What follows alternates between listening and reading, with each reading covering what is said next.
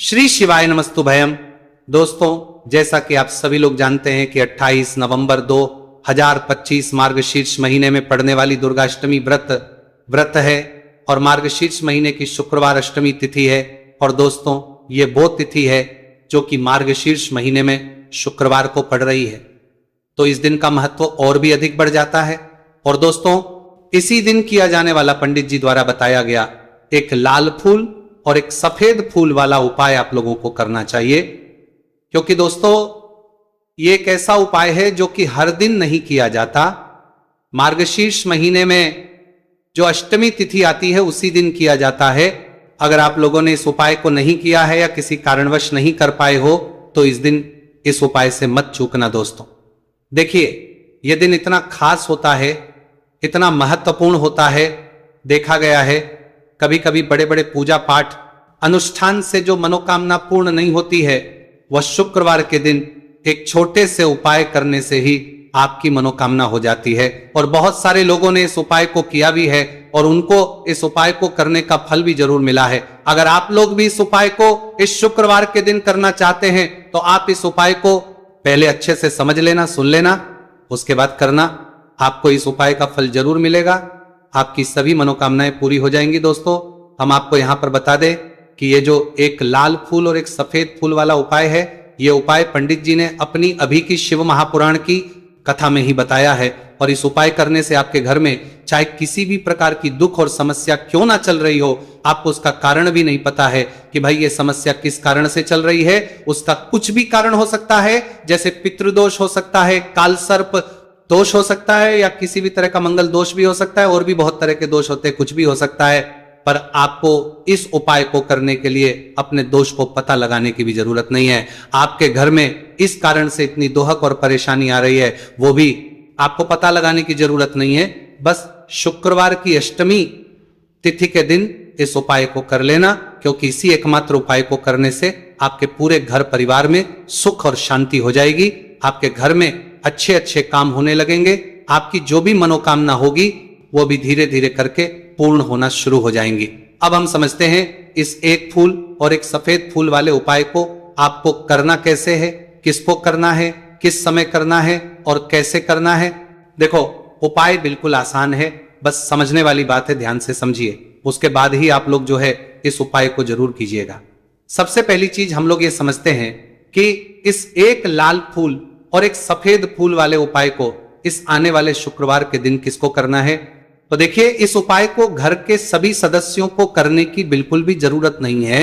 घर में से कोई एक बड़ा सदस्य ही इस उपाय को करेगा तो उस घर परिवार के सभी सदस्यों को इस उपाय को करने का फल मिल जाएगा।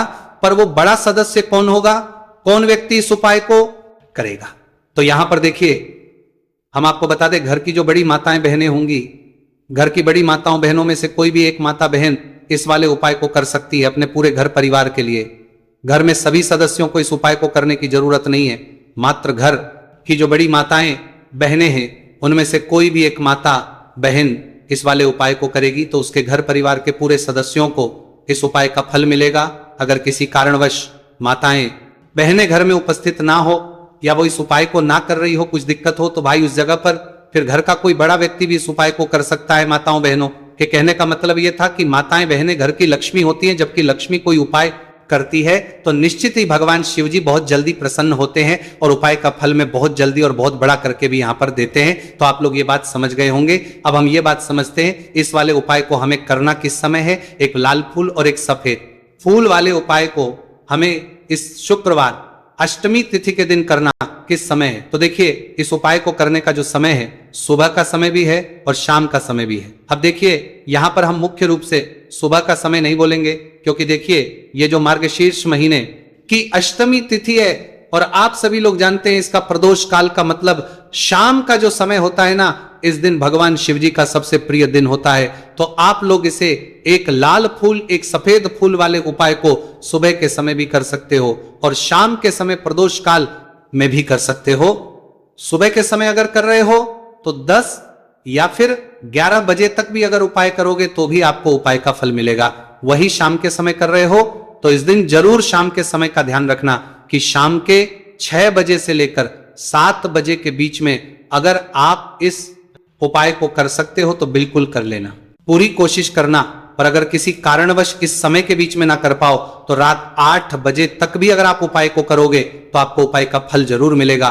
ये बात आपको समझ आ गई कि आप इस उपाय को सुबह और शाम दोनों समय कर सकते हो। मतलब करना आप एक ही समय है, घर में से किसी एक ही बड़े व्यक्ति को करना है, पर एक ही बार इस उपाय को करना है, दोनों समय नहीं करना है। आपको जो समय अच्छा लगे आप उस समय पर इस वाले उपाय को कर सकते हैं। तो चलिए जानते हैं इन विशेष उपायों के बारे में। लेकिन उससे पहले जो भी मेरे भाई मेरी प्यारी बहनें आज चैनल पर पहली बार आए हैं या मेरी आवाज आज पहली बार सुन रहे हैं, अगर आप भी महादेव के सच्चे भक्त हैं तो वीडियो को लाइक, चैनल को सब्सक्राइब जरूर कर लें और कमेंट बॉक्स में लिखे हर हर महादेव, ओम नमः शिवाय। देखो अब सबसे महत्वपूर्ण बात आती है कि इस उपाय को हमें करना किस लिए है।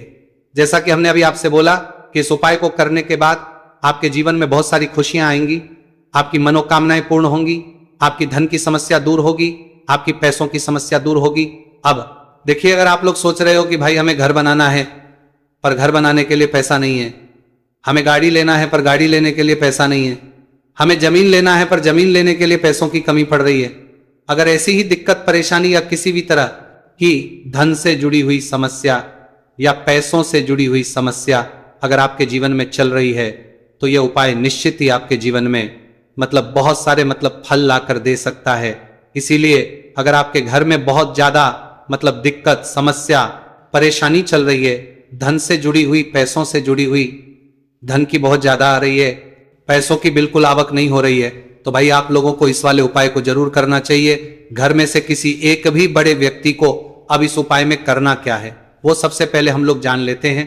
उपाय की सामग्री हम लोग सबसे पहले जानते हैं कि इस उपाय करना में किस किस चीज की आवश्यकता पड़ेगी। तो देखिए, उपाय का नाम तो एक लाल फूल और एक सफेद फूल वाला उपाय है, पर इस उपाय में कुल मिलाकर 4 लगने वाली है, जो कि पंडित जी ने खुद वाली कथा में बताया है। और जो हम आपको उपाय बताते हैं वो पंडित जी द्वारा बताए गए होते हैं, अलग से हम कुछ भी नहीं बताते हैं। तो यहां पर हम लोग समझते हैं कि इस उपाय की सामग्री क्या है। तो देखो, उपाय की जो सामग्री है वो 4 सामग्री है, जिसमें से सबसे पहली सामग्री है एक बेलपत्र। देखो, बेलपत्र क्या होती है? बेलपत्र जो शिव की शिवलिंग पर चढ़ती है। दूसरी चीज है एक शमीपत्र, शमीप्र, वो जो शिवलिंग पर ही चढ़ता है। तीसरी चीज है दोस्तों एक लाल फूल, जो उपाय का नाम है। तो एक यहां पर आपको लाल फूल लेना है। अब ये लाल फूल कौन सा लेना है? देखो, शिवलिंग के ऊपर जो लाल फूल चढ़ता हो उनमें से कोई भी एक लाल फूल पसंद कर लेना और वो कहीं से तोड़कर या कहीं से खरीद कर लेकर आना और उस लाल फूल को उपाय में प्रयोग कर लेना। उसके बाद में एक सफेद फूल का विशेष रूप से ध्यान रखना। जो सफेद फूल शिवलिंग पर चढ़ता हो सिर्फ वही सफेद फूल लेकर आना, इसके अलावा कुछ मत लेकर आना का मत लेना। तो एक एक मात्रा में ही आपको ये चारों सामग्री चाहिए, एक बेलपत्र, एक शमीप्र, एक लाल फूल और एक सफेद फूल। ये चारों सामग्री आप लोग तैयार करके रख लें। प्रदोष काल में या सुबह के समय जब भी आप इस उपाय को कर रहे हैं, जैसे ही आपके उपाय की सामग्री तैयार हो जाती है तो क्या हम सीधा उपाय को करने के लिए इन चारों सामग्री को लेकर उपाय करने के लिए जा सकते हैं? यहां पर आपको इस बात का ध्यान रखना है कि हम भगवान शिव जी को प्रसन्न करने के लिए तो जा रहे हैं, हम अपनी मनोकामना को पूर्ण करवाने के लिए तो जा रहे हैं, पर हमें